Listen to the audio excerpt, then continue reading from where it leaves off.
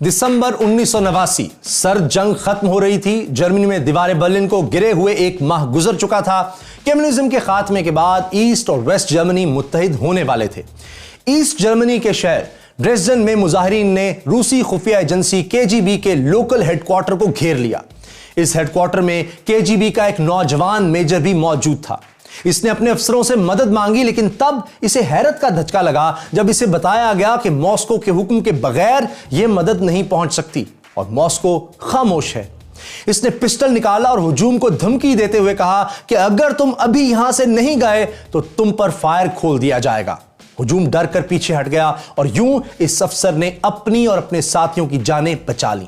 लेकिन अब इसके जहन में यह फिक्रा गूंज रहा था, मॉस्को खामोश है। लेकिन आज वही अफसर खुद मॉस्को है और रूस में इसकी मर्जी के बगैर कुछ भी नहीं हो सकता। इस अफसर का नाम था व्लादिमीर पुतिन। मैं हूं मोहम्मद उसामा गाजी और देखो सुनो जानो कि वो कौन था सीरीज में हम आपको रूस के इसी जेम्स बॉन्ड की बायोग्राफी दिखा रहे हैं जिसे दुनिया व्लादिमीर पुतिन के नाम से जानती है।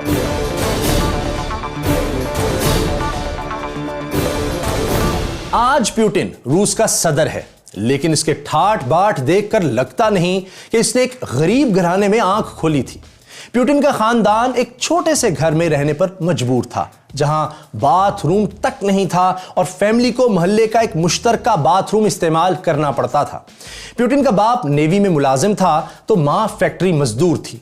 मोहल्ले के ताकतवर लड़के पुतिन की पिटाई किया करते थे और वो इस मार का गुस्सा घर में चूहों पर उतारता था और जो चूहा नजर आता इसे मार डालता। फिर इसने मोहल्ले के लड़कों को सबक सिखाने के लिए जूडो की तरबियत हासिल की और एक एक की धुलाई कर दी। आज भी आप पुतिन को कभी कभार जूडो का मुजाहरा करते हुए देखते हैं। यह जूडो इसने बचपन में ही सीखा था। मोहल्ले के बुलीज से पुतिन ने एक सबक सीखा कि दुनिया ताकतवर की ही इज्जत करती है। पुतिन ने एक इंटरव्यू में कहा था कि मैंने बचपन में ही सीख लिया था कि अगर लड़ाई के अलावा कोई चारा ना हो तो फिर पहला मुक्का आप मारो। और पुतिन आज भी इस सबक पर चल रहा है। यही वजह है कि वही पुतिन जो मोहल्ले के ताकतवर लड़कों से डरता था, आज इससे अमेरिका जैसी सुपर पावर भी खौफजदा नजर आती है।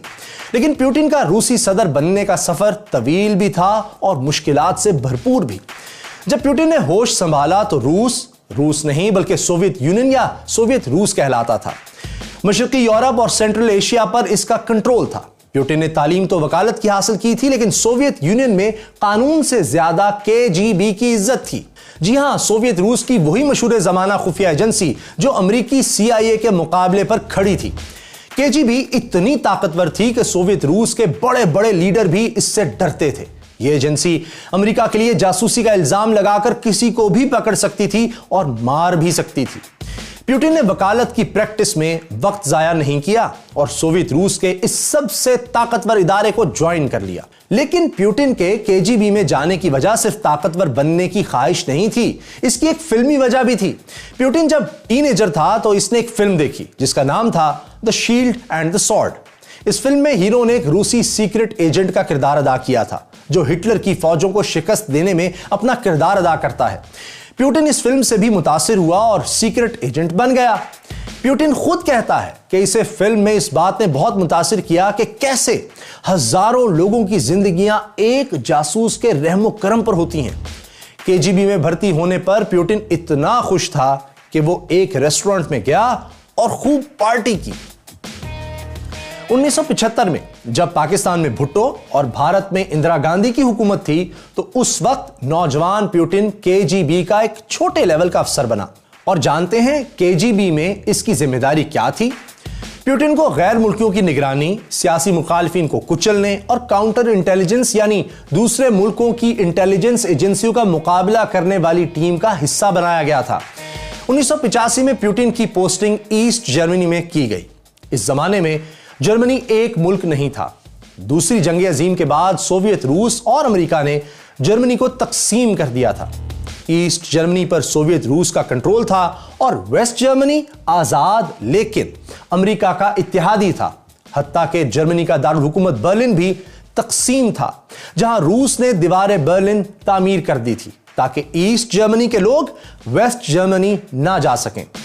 ईस्ट और वेस्ट जर्मनी CIA और KGB के एजेंटों का अखाड़ा बन चुके थे और इस अखाड़े में प्यूटिन ने 5 साल गुजारे और बहुत तजर्बा हासिल किया। प्यूटिन यहां एक ट्रांसलेटर के भेस में काम कर रहा था। ताहम ईस्ट जर्मनी में प्यूटिन ने जो कुछ किया वो इतना खुफिया था कि इस बारे में कभी दुरुस्त मालूमात सामने ही नहीं आई। प्यूटिन खुद भी इस बारे में कुछ नहीं बताता। अलबत्ता कुछ माहिरीन का अंदाजा है कि प्यूटिन ईस्ट जर्मनी में आने वाले टूरिस्ट्स को KGB के लिए भर्ती करता था। वो खुफिया मिशंस पर वेस्ट जर्मनी भी जाता था। दूसरे मुल्कों, खास तौर पर नेटो के फौजी राज और टेक्नोलॉजी चुराने के साथ साथ ईस्ट जर्मनी के सरकारी अफसरों को भी KGB का एजेंट बनाने में प्यूटिन का ही हाथ था। लेकिन यह भी कहा जाता है कि प्यूटिन सिर्फ खुफिया एजेंसी की मीटिंग्स अटेंड करने और रिपोर्टें लिखने का काम करता था और इसका कोई बड़ा रोल नहीं था। प्यूटिन का लिखा हुआ एक खत आज तक महफूज है जिसमें इसने अपने एक मुखबिर के लिए टेलीफोन लगवाने की दरखास्त की थी। प्यूटिन का ईस्ट जर्मनी में कोई बड़ा रोल था या नहीं था, लेकिन इतना जरूर हुआ कि KGB की मुलाजमत ने प्यूटिन का मिस्ट्री मैन वाला इमेज बना दिया जो आज तक बरकरार है। लेकिन प्यूटिन ईस्ट जर्मनी में सिर्फ जासूसी ही नहीं कर रहा था, बल्कि वो एक और चीज भी सीख रहा था। वो देख रहा था कि ईस्ट जर्मनी के लोग सोवियत रूस से ज्यादा खुशहाल थे। वहां सोवियत रूस से ज्यादा आजादियां भी थीं, जबकि सोवियत रूस में कम्युनिज्म के नाम पर लोगों पर बहुत सख्ती की जाती थी और ज्यादातर लोग गरीब थे। ये सब देखकर प्यूटिन दिल ही दिल में समझ गया था कि सोवियत रूस गलत समत में जा रहा है और वो अपने साथियों से ये बात कहने भी लगा था। फिर इसके बदतरीन खदशात उस वक्त सच साबित हुए जब 1989 में सोवियत रूस की फौज अफगानिस्तान से निकल गई तो मशरकी यूरोप और सेंट्रल एशिया में लोग सोवियत रूस के खिलाफ उठ खड़े हुए। फिर मशरकी जर्मनी में भी हंगामे शुरू हो गए और प्यूटिन ने अवाम को अपने हुकूक के लिए सड़कों पर निकलते देखा। तब इसे अंदाजा हुआ कि स्ट्रीट पावर क्या होती है और इससे कैसे फायदा उठाया जा सकता है। 1989 में ही वो वक्त भी आया जब दीवारें बर्लिन गिरा दी गई और अगले बरस यानी 1990 में ईस्ट और वेस्ट जर्मनी एक हो गए। यानी दूसरी जंग अजीम के खात्मे के 45 बरस बाद जर्मनी फिर से एक मुल्क बन गया। ये सब कुछ प्यूटिन ने अपनी आंखों से देखा।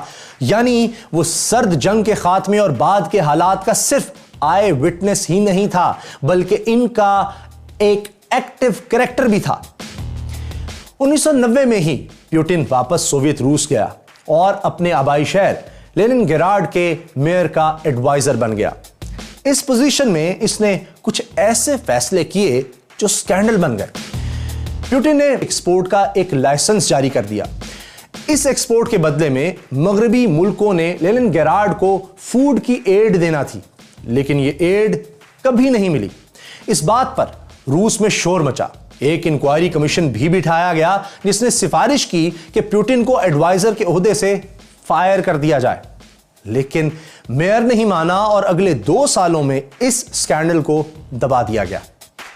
इस दौरान 1991 में सोवियत रूस के सदर गोर्बाचोव के खिलाफ बगावत हो गई। इस बगावत में KGB भी शामिल थी।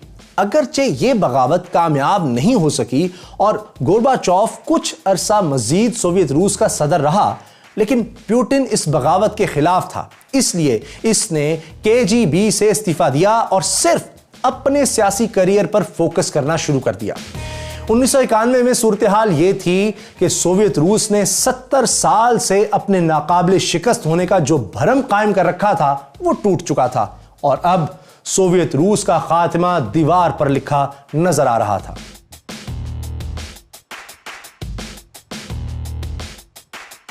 प्यूटिन के शहर लेनिनग्राड का नाम भी बदलकर इसका पुराना नाम सेंट पीटर्सबर्ग बहाल कर दिया गया था।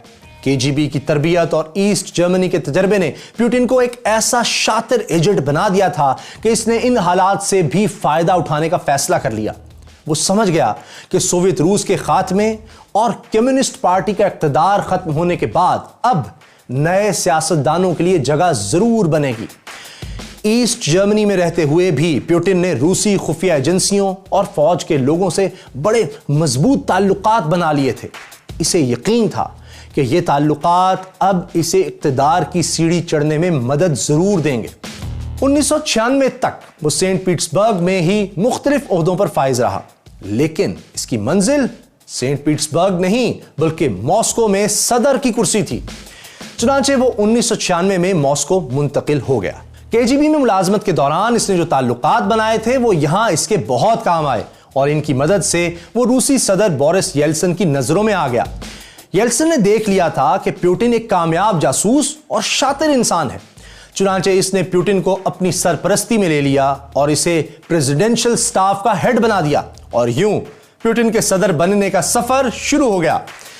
इस दौरान पुतिन को एक बार फिर जासूस बनना पड़ा। इसकी वजह थी एफएसबी यानी रूस की नई खुफिया एजेंसी।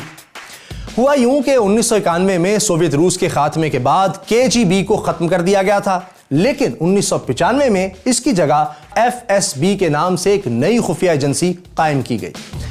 लेकिन जाहिर है इस खुफिया एजेंसी में ज्यादातर वही लोग शामिल थे जो केजीबी में भी रह चुके थे।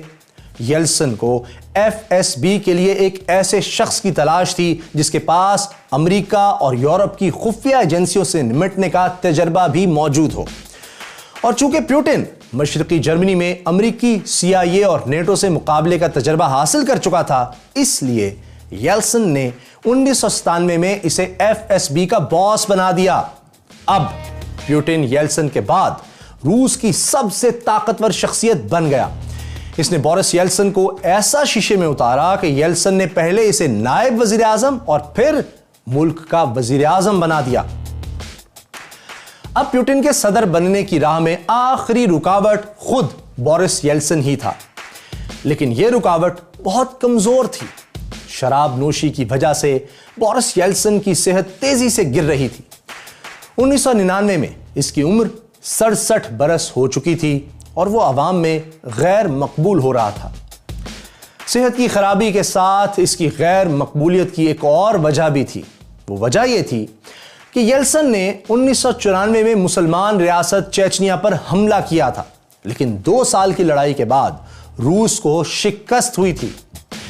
अफगानिस्तान में शिकस्त के 8 बरस के अंदर यह रूस की दूसरी बड़ी शिकस्त थी। रूसी अवाम इस शिकस्त से नाराज थे, लेकिन पुतिन अंदर ही अंदर इस शिकस्त का बदला लेने का मंसूबा बना रहा था और यह मौका इसे तब मिला जब अगस्त 1999 में हजारों चेचन जंगजू रूसी रियासत दागिस्तान में दाखिल हो गए। ये लोग दागिस्तान के उन मुसलमान बागियों की मदद के लिए आए थे जो रूस से आजादी की जंग लड़ रहे थे। रूसी फौज ने इन जंगजुओं पर भरपूर हमला शुरू कर दिया और साथ ही रूसी एयरफोर्स ने चेचनिया पर बमबारी भी शुरू कर दी। लेकिन पुतिन चेचनिया पर जमीनी हमला करना चाहता था और इसके लिए इसे अवाम की हिमायत की भरपूर जरूरत थी। फिर ऐसा हुआ कि सितंबर में दागिस्तान और रूसी दारुल हुकूमत मॉस्को में बहुत से धमाके हुए। ये सारे धमाके रिहायशी इमारतों में हुए थे, जिनमें 300 से जायद आम शहरी मारे गए। रूस में कुछ लोग इन धमाकों का इल्जाम उसामा बिन लादेन पर लगाना चाहते थे, लेकिन पुतिन ने ऐलान किया कि इन धमाकों में चेचनिया मुलव्वस है, इसलिए चेचनिया पर हमला करना जरूरी है। पुतिन जानता था कि जो लीडर दुश्मन से बदला लेने और दुश्मन को इसके घर में मारने जैसी बातें करे, इसकी आवाम में रेटिंग बढ़ जाती है। चुनांचे वो खुलकर चेचनिया पर हमले की हिमायत करने लगा और फिर रूसी फौज चेचनिया में दाखिल हो गई। हम कुछ लोग ये भी मानते हैं कि दागिस्तान और मॉस्को में धमाके पुतिन ने खुद कराए थे। ऐसा क्यों है? ऐसा इसलिए है क्योंकि जब 23 सितंबर 1999 को पुतिन चेचनिया पर मजीद हमलों का हुक्म दे रहा था, उसी रोज रूसी शहर रिजान में एक इमारत से बारूद बरामद हुआ था। इस शहर के एक टेलीफोन ऑपरेटर ने एक फोन कॉल पकड़ी। यह फोन कॉल रिजान से मॉस्को में की गई थी। रिजान से मॉस्को कॉल करने वाला शख्स कह रहा था कि शहर से इकट्ठे निकलेंगे तो पकड़े जाएंगे। जवाब मिला, अलग अलग होकर शहर से निकल जाओ। ऑपरेटर ने इस मशकूक कॉल की इतला पुलिस को दी। पुलिस ने चेक किया, तो पता चला कि रिजान से जिस नंबर पर कॉल की गई थी वो मॉस्को में रूसी खुफिया एजेंसी FSB का नंबर था। वही खुफिया एजेंसी जो सिर्फ 1 साल पहले तक प्यूटिन के मुकम्मल कंट्रोल में थी। पुलिस ने कॉल ट्रेस करके रिजान से 2 लोगों को पकड़ा तो उन्होंने रूसी खुफिया एजेंसी के ID कार्ड पेश कर दिए, लेकिन उन्होंने यह नहीं बताया कि इस मशकूक कॉल का मकसद क्या था। फिर मॉस्को से एक ऑर्डर आया और पुलिस ने दोनों गिरफ्तार लोगों को छोड़ दिया। यूं यह मामला हमेशा के लिए दबा दिया गया। इस फोन कॉल का दागिस्तान और मॉस्को के धमाकों से कोई ताल्लुक था या नहीं था, लेकिन प्यूटिन का चेचनिया से बदला लेकर हीरो बनने का ख्वाब पूरा हो चुका था। अब वो अवाम में इतना मकबूल था कि वो सदर की जगह ले सकता था। बोरिस येल्सिन भी अब रिटायर होना चाहता था और रूसी आइन के मुताबिक इसकी जगह वजीर आजम यानी प्यूटिन ने ही लेना थी। 31 दिसंबर 1999 को येल्सिन ने सदर की कुर्सी छोड़ दी। इसने अपने अलविदाई पैगाम में कहा कि वो चाहता है कि अब इसकी जगह कोई ज़हीन और मजबूत लीडर मुल्क का रहनुमा बने, और जाहिर है ये शख्स प्यूटिन ही था। येल्सिन का इक़्तिदार खत्म हुआ तो इसी रोज प्यूटिन रूस का कायम मकाम यानी एक्टिंग प्रेसिडेंट बन गया और आज तक इक़्तिदार में है। प्यूटिन ने इक़्तिदार संभालने के बाद भी चेचनिया में जंग जारी रखी। इसके इक़्तिदार संभालने के 1 माह बाद रूसी फौज ने चेचन कैपिटल ग्रोजनी पर कब्जा कर लिया। चेचन फाइटर्स ने गुरिल्ला जंग जारी रखी, जिसका नुकसान जाहिर है प्यूटिन को नहीं बल्कि रूसी फौज और अवाम को हुआ। इसकी एक मिसाल यह है कि अक्टूबर 2002 में चेचन फाइटर्स ने मॉस्को के एक थिएटर में 850 लोगों को यरगमाल बना लिया। रूसी फौज ने थिएटर में बेहोश करने वाली गैस छोड़ी और फिर थिएटर पर हमला किया। इस कार्रवाई में सारे अगवाकार तो मारे गए, लेकिन 130 आम शहरियों की भी मौत हुई। लेकिन प्यूटिन ने फिर भी चेचनिया में फौजी कार्रवाई जारी रखी। 2 बरस बाद चेचन फाइटर्स ने रूस के एक स्कूल में बच्चों समेत 1000 लोगों को यरगमाल बना लिया। जब रूसी फोर्सेस ने यरगमालियों की रिहाई के लिए कार्रवाई की तो 186 बच्चों समेत 350 आम शहरी भी मारे गए। लेकिन जाहिर है इन सब से प्यूटिन को कोई फर्क नहीं पड़ा, बल्कि लोगों ने यही समझा कि अगर उन्होंने दहशतगर्दों से बचना है तो इन्हें प्यूटिन जैसे ताकतवर लीडर की जरूरत है। ये लोग नहीं समझ रहे थे कि दहशतगर्दी का हल चेचन बागियों को कुचलना नहीं बल्कि चेचनिया को आजादी देना है। लेकिन जाहिर है अपने फौजियों और शहरियों की लाशें देखकर इंतकाम की आग में जलते हुए अवाम को ऐसी बातें समझाना मुश्किल बल्कि नामुमकिन होता है। प्यूटिन चूंकि चेचनिया की जंग का हीरो था, इसलिए इसने 2000 में सदारती इलेक्शन में 53% वोट लिए, जबकि इसके मुकाबले में कम्युनिस्ट पार्टी का फर्स्ट सेक्रेटरी युगानोव था। इसे सिर्फ 29% वोट ही मिल सके। प्यूटिन ने 2004 में होने वाले सदारती इलेक्शन में भी फतह हासिल की और 2008 तक एक डिक्टेटर की तरह हुकूमत करता रहा। रूसी आइन के मुताबिक 2 बार सदर रहने वाला तीसरी बार इलेक्शन नहीं लड़ सकता। इसलिए प्यूटिन 2008 में खुद वजीर आजम बन गया और अपनी जगह अपने वफादार साथी दिमित्री मेदवेदेव को सदर बना दिया। 2012 में इसने दोबारा इलेक्शन लड़ा और फिर सदर बन गया, लेकिन इस बार इसने आइन में तब्दीली की और सदर के ओहदे की मुद्दत 4 साल से बढ़ाकर 6 साल कर दी। इस तरीके से वो 2018 तक सदर रहा और 2018 में चौथी बार फिर सदर बन गया।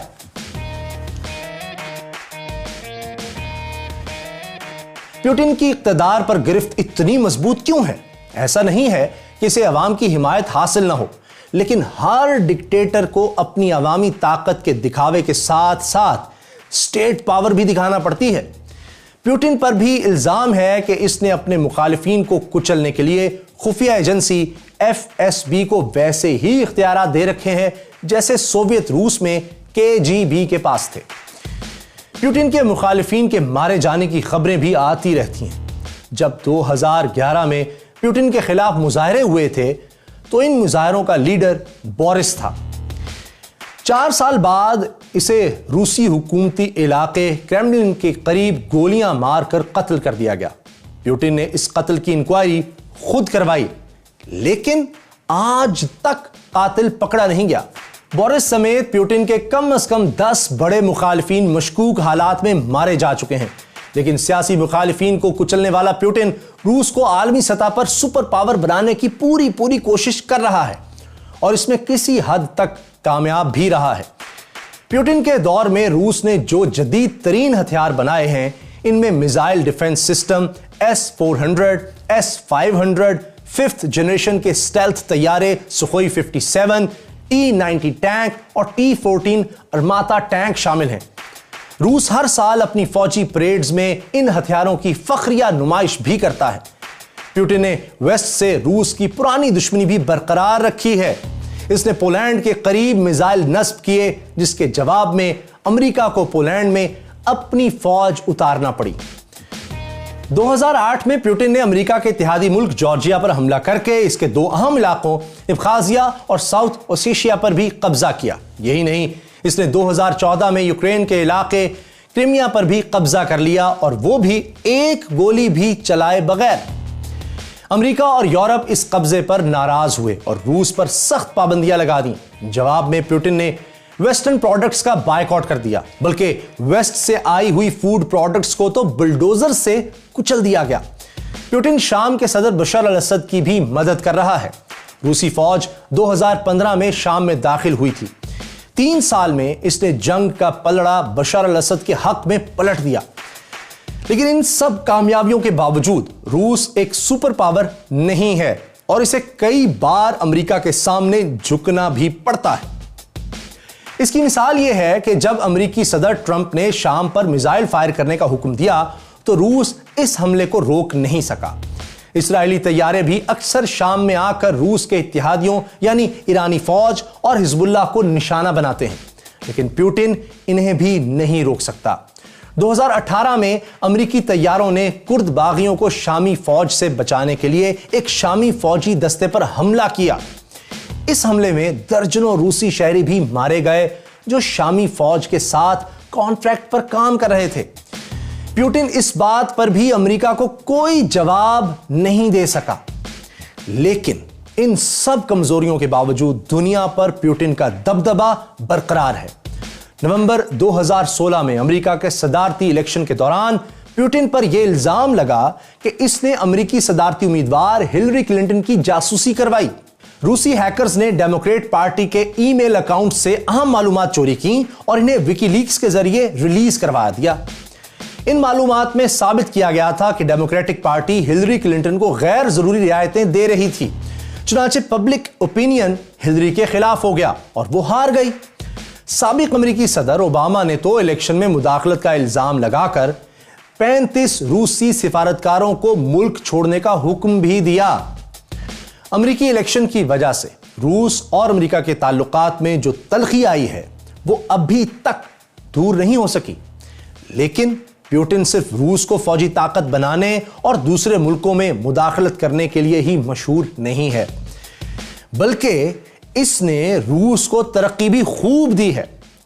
1999 में रूस का जीडीपी सिर्फ $196 अरब था, जो 2017 तक $1578 अरब हो गया, यानी तकरीबन 6 गुना ज्यादा। लेकिन जहां प्यूटिन अपने मुल्क को तरक्की दे रहा है, वहीं इसके दामन पर करप्शन के दाग भी लगते रहते हैं। रूस में तो सख्त सेंसरशिप की वजह से प्यूटिन पर कोई उंगली नहीं उठा सकता।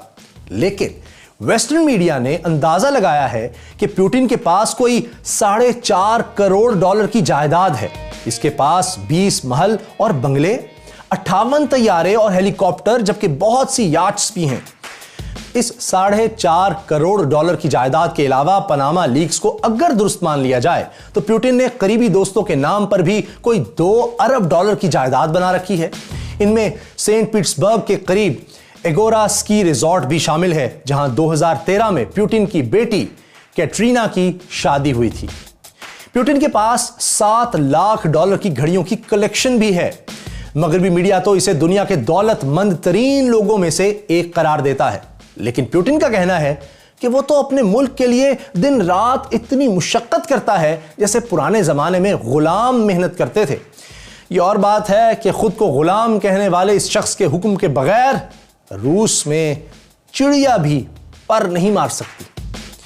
प्यूटिन आज 66 बरस का है, फिर भी नौजवानों की तरह एक्टिव है। वो घुड़सवारी करता है, आइस हॉकी खेलता, जूडो की प्रैक्टिस करता है और आबदोजों में बैठकर समंदर की गहराइयों में उतर जाता है। इसकी सेहत देखकर लगता नहीं कि इसका जल्द रिटायर होने का कोई इरादा है। हो सकता है ऐसा हो सकता है ना हो। 2012 से पहले जब प्यूटिन वजीर आजम था तो एक इंटरव्यू में इसने बताया कि अमेरिका का साबिक सदर रूजवेल्ट इसका हीरो है। इंटरव्यू करने वाले ने पूछा, रूजवेल्ट ने जो पॉलिसियां शुरू की थी वो इन्हें पूरा करने के लिए जिंदा नहीं रहा था। प्यूटिन ने हंसकर कहा, मेरे जनाजे की इतनी जल्दी ना करो। प्यूटिन की सेहत और अजाइम देखकर ऐसा लगता है कि इसके साथ कोई हादसा ना हुआ तो इसका इक़्तिदार तवील अरसे तक जारी रह सकता है। यह तो थी प्यूटिन की बायोग्राफी, लेकिन रूस असल में कितना ताकतवर है, इसके हवाले से एनिमेशन, ग्राफिक्स और भरपूर रिसर्च के साथ इंतहाई मकबूल डॉक्यूमेंट्री देखने के लिए यहां क्लिक कीजिए और पाकिस्तान हिस्ट्री जानने के लिए यहां क्लिक कीजिए और चाइना की हिस्ट्री के लिए यहां क्लिक कीजिए।